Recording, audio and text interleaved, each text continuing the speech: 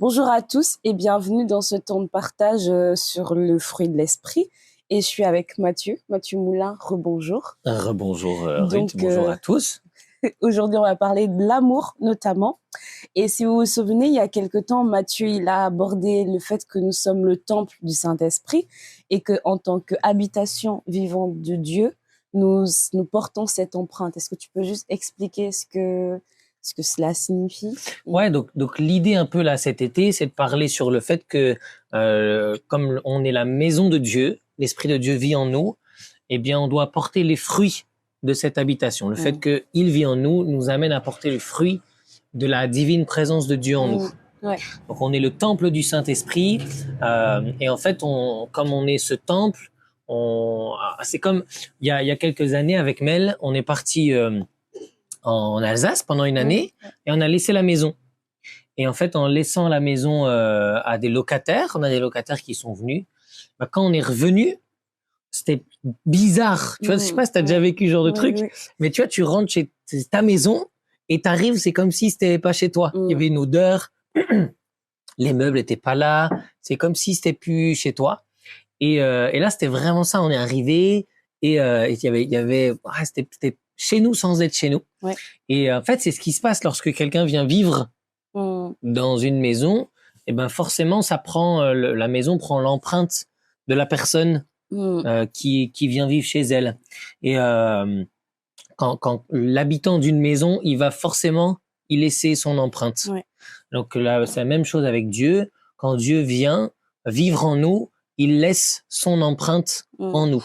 On goûte Dieu, on sent Dieu, les autres voient qu'il y a Dieu d'une certaine manière en nous. Ouais. Et peut-être juste rappeler que justement on parle de empreinte de Dieu et c'est rappeler que c'est quelque chose de divin quand on parle de l'esprit, du fruit de l'esprit. C'est la nature de Dieu en fait. On parle de l'amour, mais c'est la nature même de Dieu, l'amour. Ouais, c'est ça. C'est qu'en fait, Dieu, on va après dans Galates 5:22, on lit le fruit de l'esprit. D'ailleurs, c'est intéressant de rappeler que c'est le fruit et pas forcément les fruits. On a l'habitude de dire les fruits, mais c'est le fruit parce que c'est la production de la présence de Dieu en nous. Dieu en nous produit l'amour, produit la foi, produit la bonté, produit la douceur, produit tous ces chacun de ces fruits, de ce fruit-là en nous, et que c'est parce que c'est ce qu'est Dieu. En fait, Dieu, dans sa nature, il est amour, il est joie, il est paix, il est patient, il est bon, il est bienveillant, il est fidèle, il est doux, il est maître de lui-même. C'est ce qu'il est, c'est sa nature, et donc c'est son empreinte.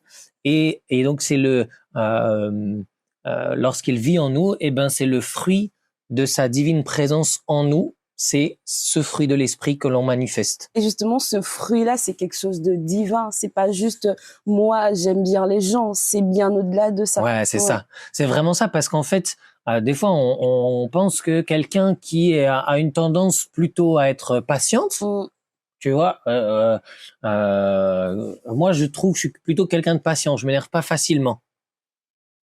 Non, t'es pas d'accord. Ah, elle est pas d'accord avec moi. Si, je suis plutôt, tu vois, je prends mon temps, je suis patient, etc. J'avoue. C'est plutôt dans ma nature, mais pour autant, ça veut pas dire que c'est le fruit de l'esprit. Le fruit de l'esprit, c'est une patience qui est surnaturelle, tu vois, qui vient réellement du fait que Dieu est en nous. C'est un amour, c'est une patience supérieure à celui que je vais éprouver naturellement. Donc, dans une situation de complexe, ou dans la vie de tous les jours, je vais manifester quelque chose que j'avais pas l'habitude de manifester, soit pas du tout, soit à un niveau que je n'avais pas habituellement. Tu vois, parce que du coup, c'est surnaturel. La présence de Dieu en moi amène ce fruit surnaturel dans ma personne. Tu vois. Et donc, avec l'amour, qui est le thème d'aujourd'hui, bah, c'est la même chose. C'est un amour surnaturel.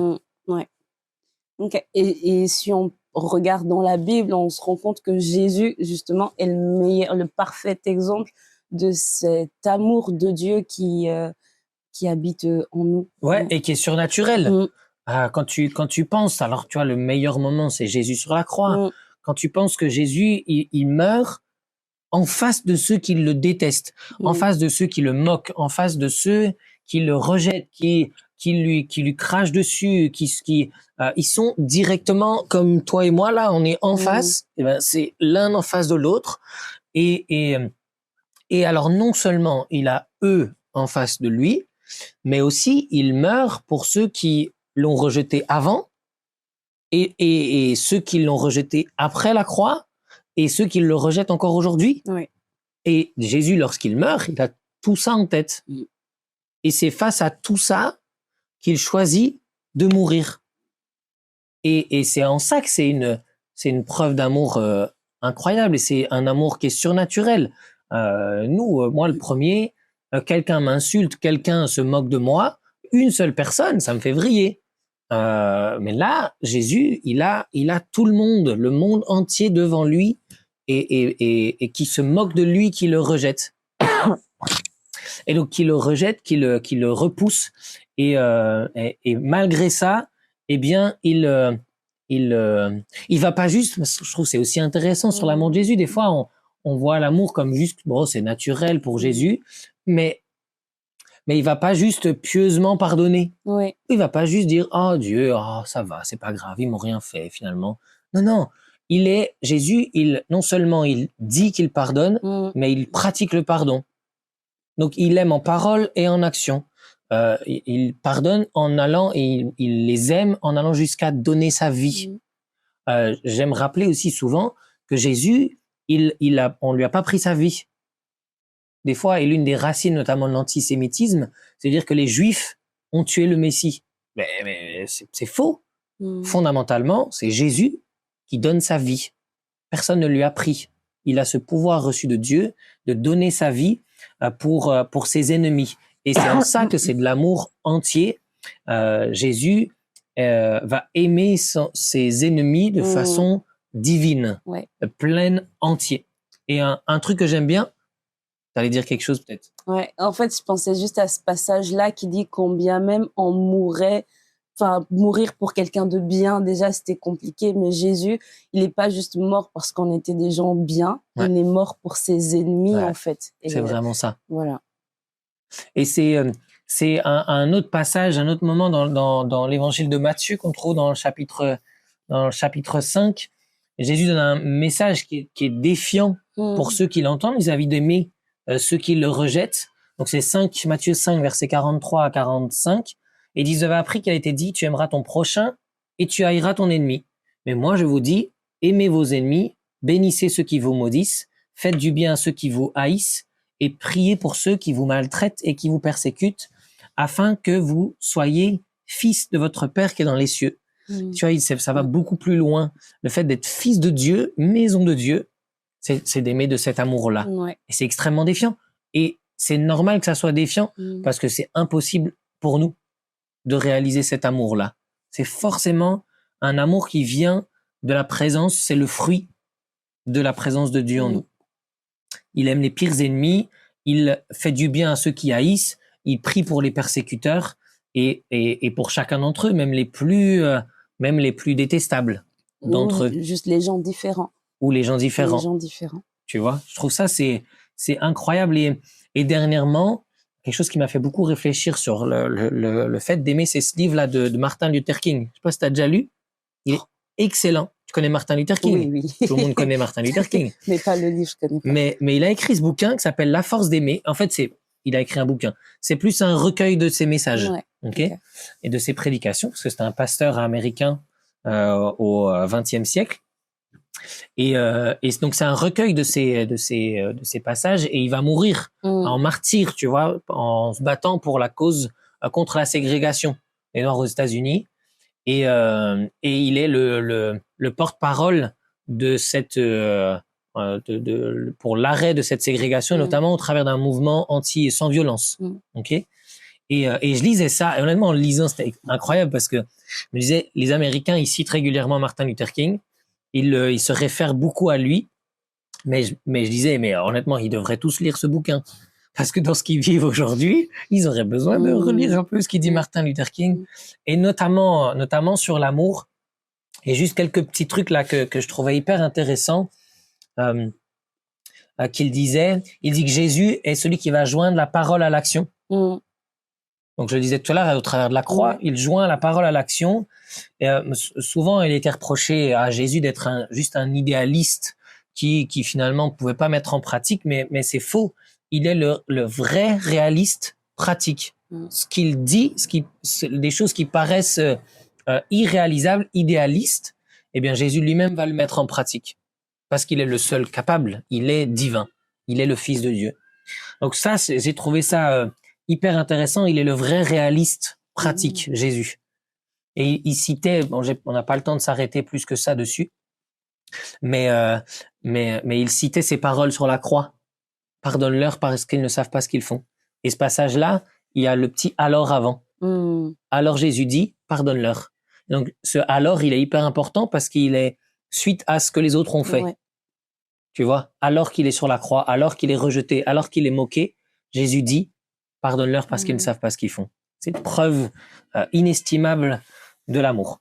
Et voilà, je trouve que pour aller sur des choses peut-être plus concrètes, je me disais comment on peut aimer un père qui est violent. Comment on peut aimer un patron qui est peut-être tyrannique, qui est peut-être qui nous rend dingue.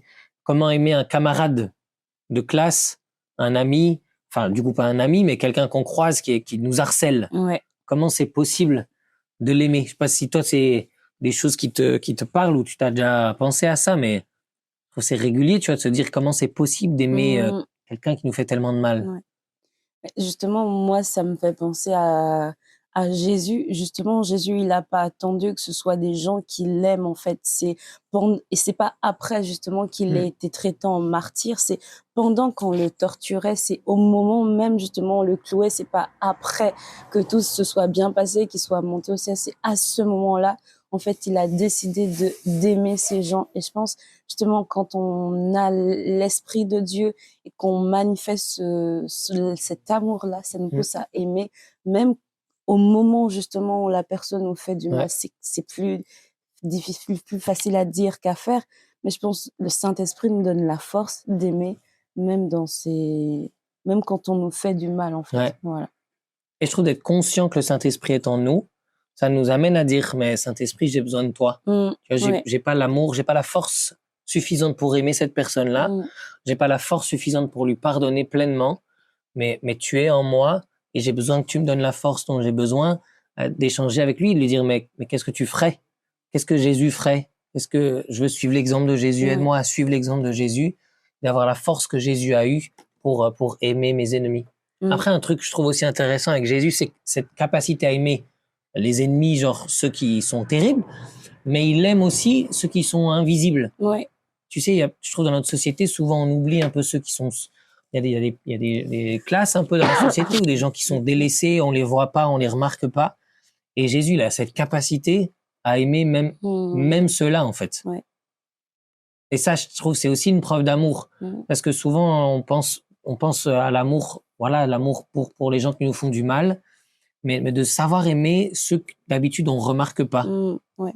Tu vois? Et je pense aussi à ce passage là où je sais pas à quel moment où c'est marqué que Jésus s'arrêta, il fut ému de compassion. Ouais. Tellement en fait l'amour de Dieu était pleinement en lui. Et je pense que ça me parle en tout cas de s'arrêter justement sur les cas des gens, s'arrêter sur les personnes invisibles, être ému de compassion et d'amour pour ces gens-là justement en tant qu'enfants de Dieu. Je trouve cette capacité à aimer autant le pharisien qui est détestable, qu'il aime les enfants de Nazareth. Tu vois?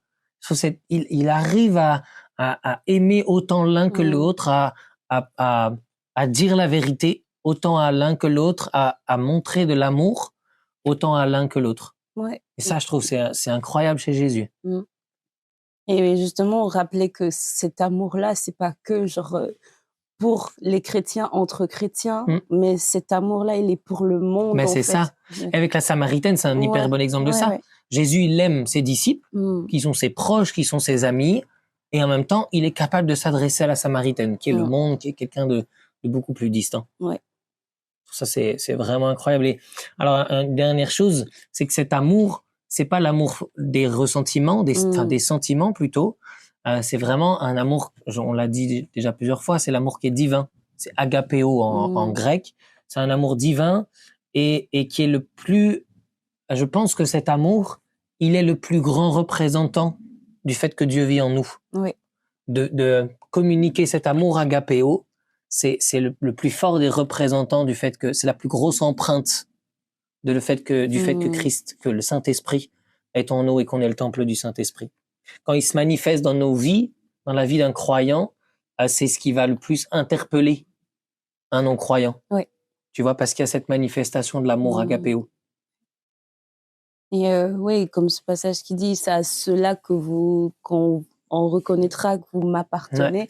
C'est à la façon dont vous aimez. Ouais, c'est ça. Et voilà, bien au-delà de juste, par exemple, manifester les dons ou quoi que ce soit, c'est la façon dont tu aimes l'étranger, dont tu aimes celui qui est différent, dont tu aimes celui qui est invisible. Donc, et justement, dans 1 Corinthiens 13. Bah ouais, je me suis dit, on pourrait lire ça, 1 Corinthiens 13, juste pour terminer ce temps-là. Et je trouve de le lire tranquillement pour que chacun, en écoutant, puisse méditer, tu vois, et réfléchir, se dire, mais qu'est-ce que ça veut dire pour moi aujourd'hui, cette pratique de l'amour? Est-ce qu'est l'amour aujourd'hui? Tu nous le lis, Ruth? Donc, je lis 1 Corinthiens 13, version parole de vie, c'est ça? Ouais, parole vivante. Parole vivante. Donc, en effet, si je savais parler toutes les langues des hommes et même celles des anges, mais que je n'ai pas l'amour, je ne serais rien de plus qu'une trompette claironnante ou une cymbale bruyante.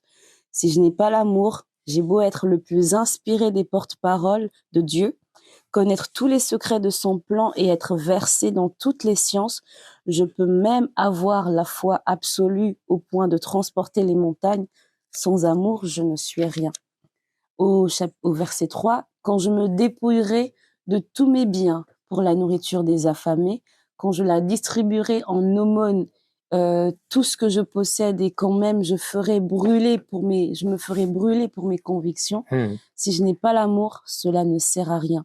Celui qui aime est patient, il sait attendre, son cœur est largement ouvert aux autres, il est serviable, plein de bonté et de bienveillance, il cherche à être constructif et se plaît à faire du bien aux autres.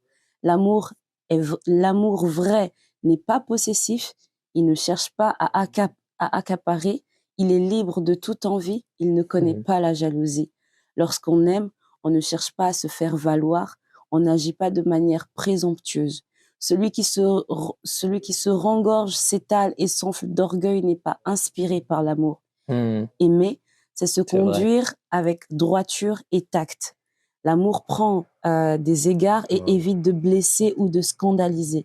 Il n'est pas dédaigneux. Celui qui aime ne saurait agir à la légèreté ou commettre des actes inconvenants.